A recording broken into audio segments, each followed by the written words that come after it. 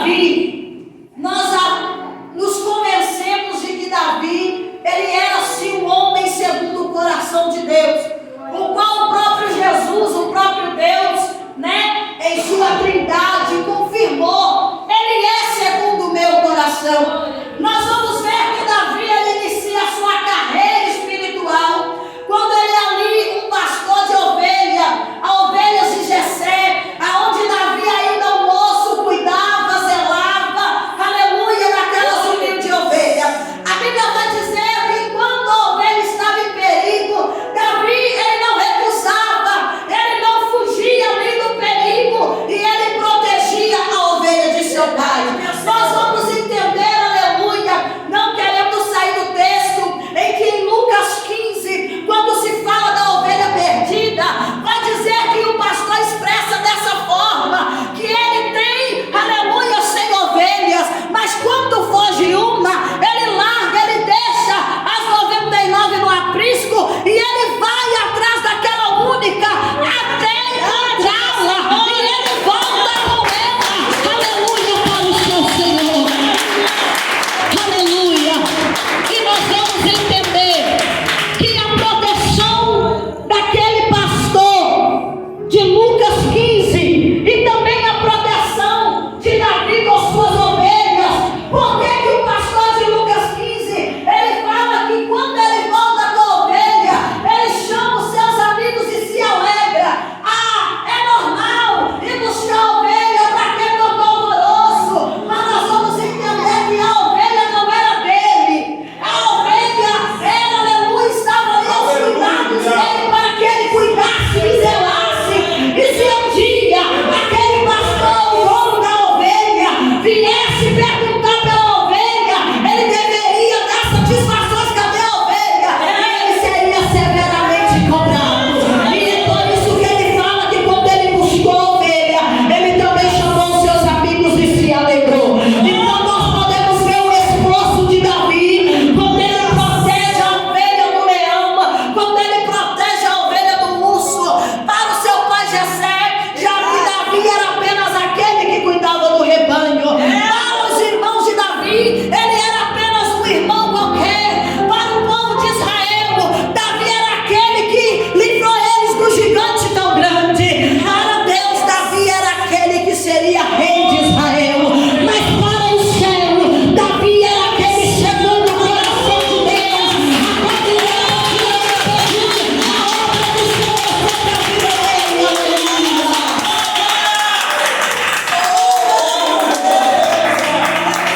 Nós vamos entender que quando Samuel unge Davi, vai se cumprir ali o que estava no Salmo 123. Quando Davi diz: olha, prepara para mim uma mesa na presença dos meus inimigos. Unge a minha cabeça e o meu cálice transborda. Porque certamente a bondade e a misericórdia do Senhor me seguirá todos os dias. Nós podemos ver que quando Samuel vai ungir Davi como rei, enquanto Davi não chega, os seus irmãos não podem se assentar. Enquanto Samuel não vira para Jessé e fala: mas acabaram-se os filhos, Jessé vai lembrar daquele que estava no rebanho gerando ovelha.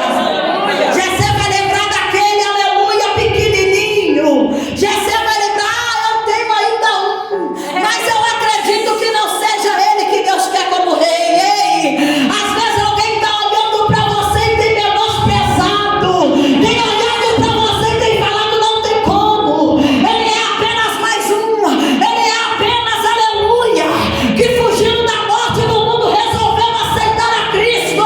Mas Deus está dizendo: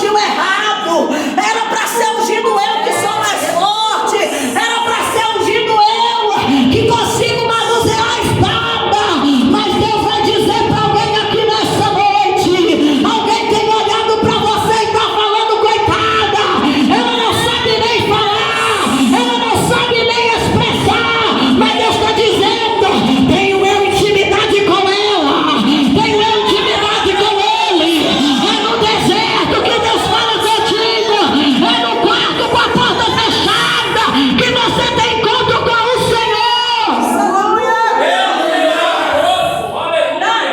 Mas a Bíblia fala que vai chegar um dia em que vai levantar um gigante filisteu que vai pelejar contra o povo de Israel 40 dias. É verdade, meu Deus. É 40 dias o gigante batendo no peito e perguntando se não tem um homem para pelejar contra ele. É 40 dias o gigante batendo no peito e humilhando o povo de Deus.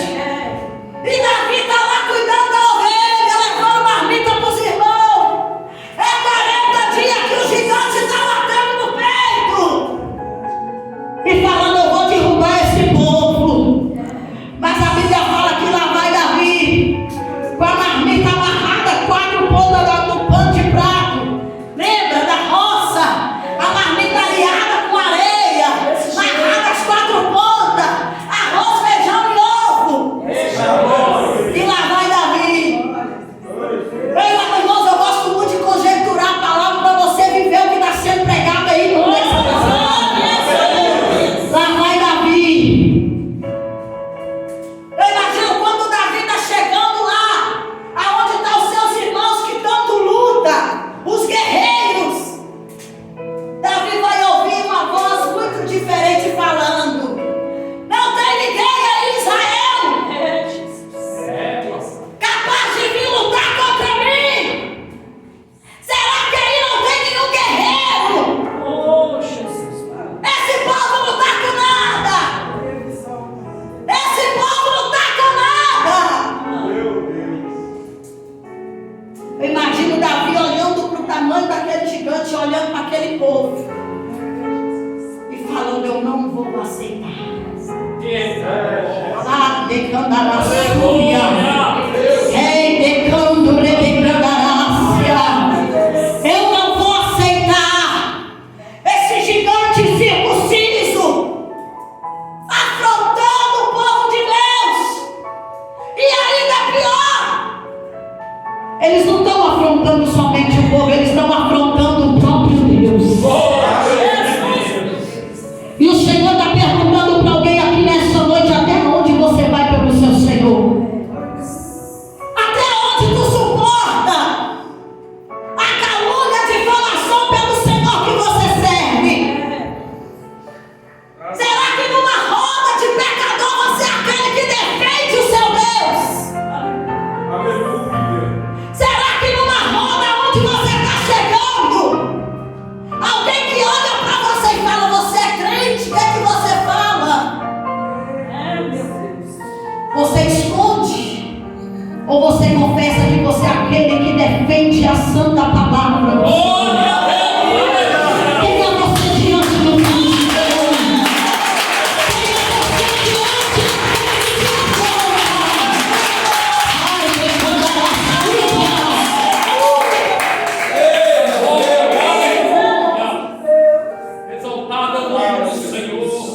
Eu não quero muito entrar nesse contexto, porque não é isso que eu quero pregar. Mas eu quero dizer para você: Davi foi ungido. Em um momento ele virou o tocador particular de Saul, para expulsar os demônios do rei. Davi era um levita, um pastor, mas mal sabia ele que ele também ia se tornar um guerreiro. Mas só que a espada de Davi não era uma espada física onde o ferreiro fazia, manuseava, passava no fogo e afiava, não. A Bíblia fala que quando Davi ele se dispõe a guerrear contra aquele gigante, o povo olha para ele e fala: homem, você está suicidando. É muito pequeno, é muito insignificante.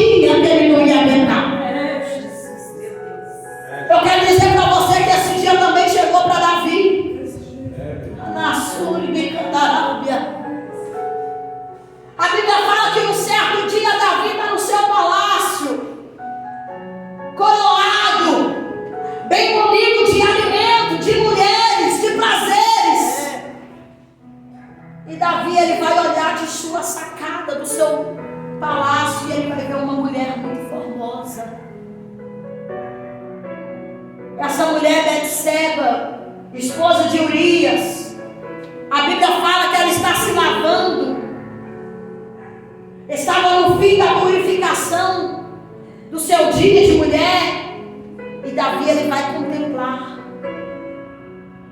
A Bíblia é clara quando Tiago, se não me falha a memória, fala assim: olha, os olhos é a candeia do corpo. Se os teus olhos forem bons, todo o teu corpo será bom.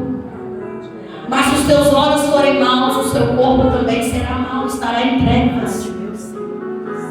A primeira instância, Davi vai olhar a formosura daquela mulher, e através dos seus olhos, o desejo vai descer pelo coração, vai incendiar a carne de Davi. E Davi vai mandar que os seus oficiais busquem aquela mulher. Mulher não tinha opção de escolha, ainda mais ao prazer do rei. E aquele que era segundo o coração de Deus, ele vai se deitar com a mulher do seu soldado.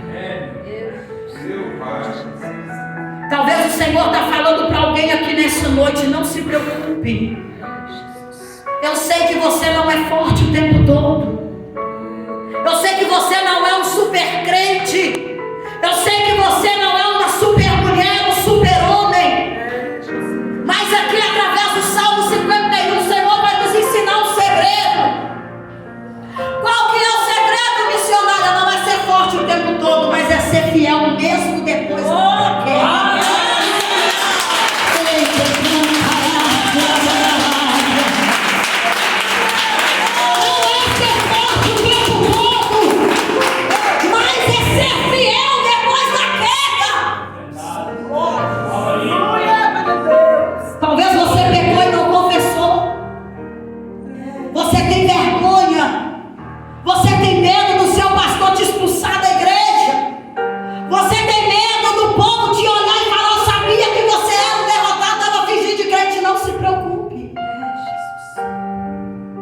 Porque Davi pecou, adulterou, assassinou, matou Urias. Aquela palavra que diz um abismo chama o outro abismo se cumpriu na vida de Davi. Porque através de um pecado veio outros. Mas Deus olhava do céu e falava: eu ainda o tenho como homem segundo o meu coração. O Espírito Santo gemia por Davi dizendo: Deus, ele é segundo o teu coração, não deixa ele cair por completo. Eu imagino que Deus dizia: não se preocupe, porque está vindo aí um Salmo 51. A Bíblia fala que quando Betseba ela ganha aquele filho do pecado, o Senhor ceifa o fôlego de vida daquela criança. Davi está amargurado, está triste. Imagino eu que Davi está com medo, porque ele sabia quem era o Deus de Israel. E por algum tempo Davi vai se distanciar, eu posso dizer assim, vai se acomodar. Mas eu quero dizer para você que aquele que é escolhido, o Senhor sempre envia um profeta. Aquele que se dá de esquecido, de se arrepender do seu pecado, o Senhor sempre envia um profeta para te lembrar: você pecou, eu estou esperando você se arrepender. Sempre vai chegar um profeta que não vai dizer para você que você é um homem ou mulher de Deus, que você é usado, não, mas ele vai dizer: você está em pecado e é necessário conserto. A Bíblia vai falar que Deus envia Natã, e Natã vai fazer uma parábola para Davi.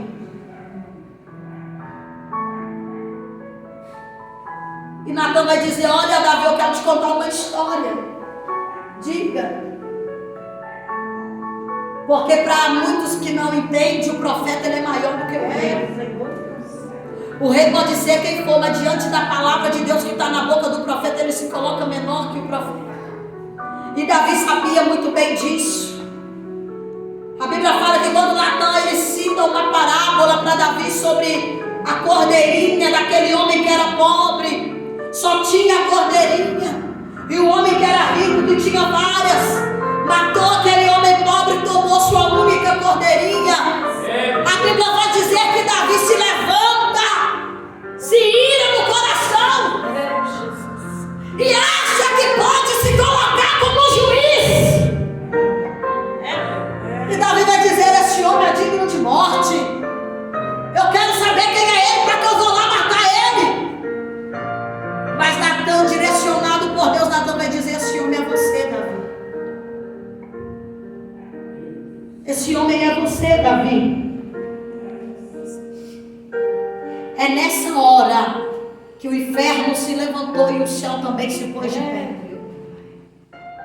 Satanás talvez vai dizer no inferno: agora eu quero ver Davi ocultar o pecado.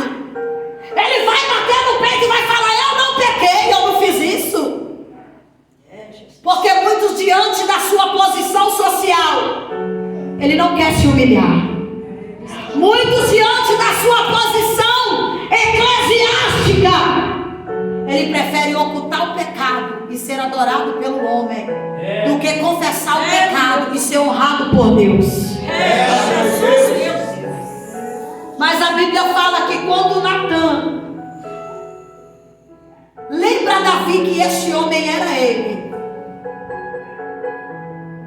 Davi vai prostrar,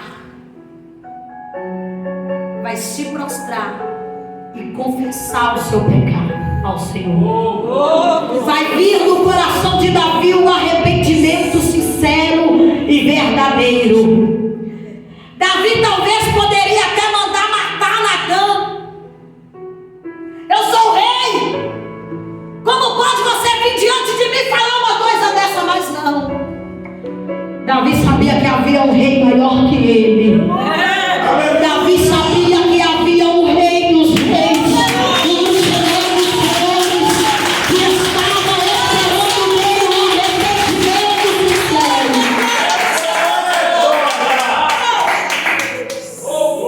E a Bíblia fala que quando Davi confessa ao Senhor, Davi, o homem valente, o homem que matou o gigante, o homem que matou a urso, o leão, neste momento ele está confessando a sua fraqueza. Ai, decandaraçu, há uma presença do Senhor neste lugar. Há uma presença do Senhor dentro desta casa.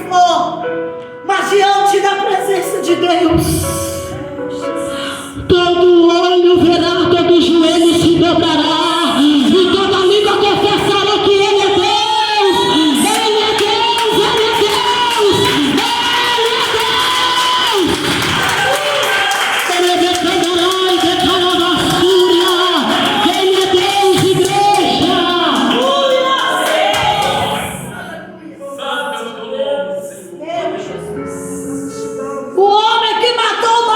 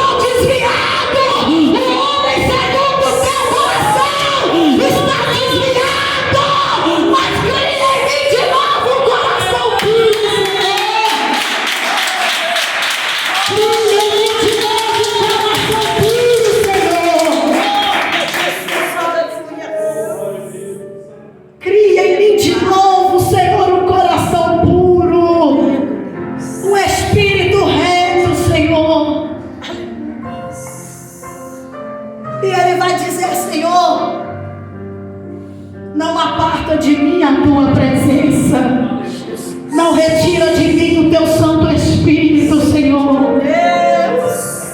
Davi está dizendo: olha, Senhor, eu tiro a coroa, eu tiro a capa de rei, eu posso voltar para o campo, continuar fedendo ovelha, mas não tira de mim o teu Espírito Santo, Senhor. Não tira de mim o teu Espírito Santo, Senhor. Quem pode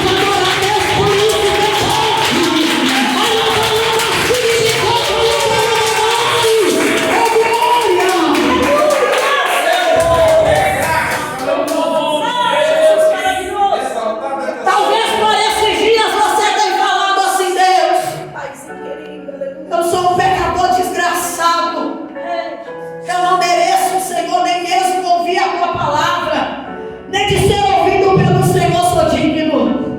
Mas Deus está dizendo: olha, meu filho, a minha filha, aquele que confessa o seu pecado e deixa, esse sim alcança misericórdia. Só não deixa de confessar, não peques mais. Foi o que ele disse para aquela mulher: vai, não peques mais, porque o Senhor é misericordioso. E eu já vou finalizar. E eu quero te dizer mais uma vez: ninguém é forte o suficiente. Ninguém é forte o tempo todo. Não tenta mostrar uma natureza que não é sua. Não tenta mostrar uma verdade que não é verdade. Você é falho. Você é falha. Você peca, eu peco. Mas nós podemos ver aqui no Salmo 51 que a confissão do pecado com sinceridade, ela move as entranhas do Senhor, no coração de Deus. Quando o pecador se arrepende verdadeiramente, o Senhor se coloca de pé pela tua vida, pela minha vida, meu irmão.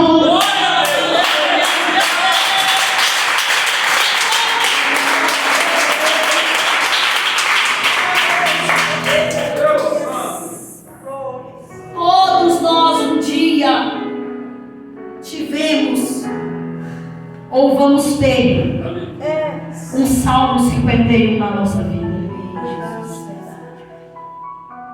Não fuja do Salmo 51, porque uma hora ou outra você vai ter que orar ele.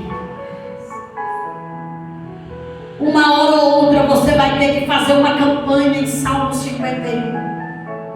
Uma hora ou outra você vai ter que ver e entender que o Senhor vai enviar um profeta. Aleluia, Deus. Uma hora ou outra vai ser enviado um Natan no seu endereço. Elebecandará e Açúlia. Uma hora ou outra um Natan vai bater na sua porta e vai falar contigo: e aí? Até quando vai ocultar esse pecado e não vai confessar ele para o Senhor? Até quando vai cair parecendo um rei, parecendo um profeta, parecendo um pastor, e o pecado está escondido até quando? Fala aí, Deus.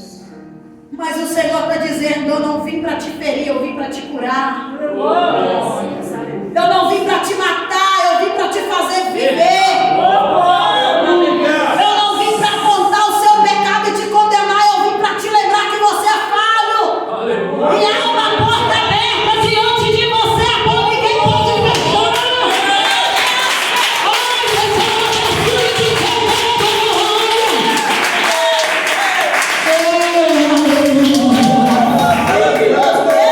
Deus, ele é fiel, meus irmãos. O horário não me permite mais. Se o Senhor me permitir uma outra oportunidade, eu quero estar contando meu testemunho para os irmãos. Amém? O Senhor me tirou do mundo das drogas. O Senhor me tirou do tráfico. O Senhor me tirou da prostituição.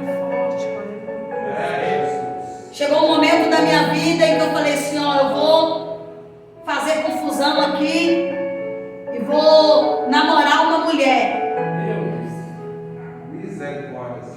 É verdade, irmãos. Mas sabe por causa de que o Senhor permitiu tal coisa? Para que hoje eu pudesse dizer para você que Ele vive. Ele vive. Ele é o Deus que faz milagres. Ele é o Deus que opera sinais e prodígios.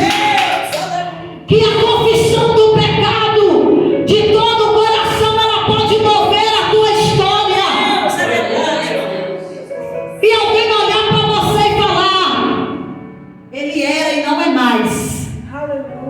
Porque ele confessou o pecado dele e Deus perdoou. Depois, em nome de Jesus, eu quero contar o meu testemunho.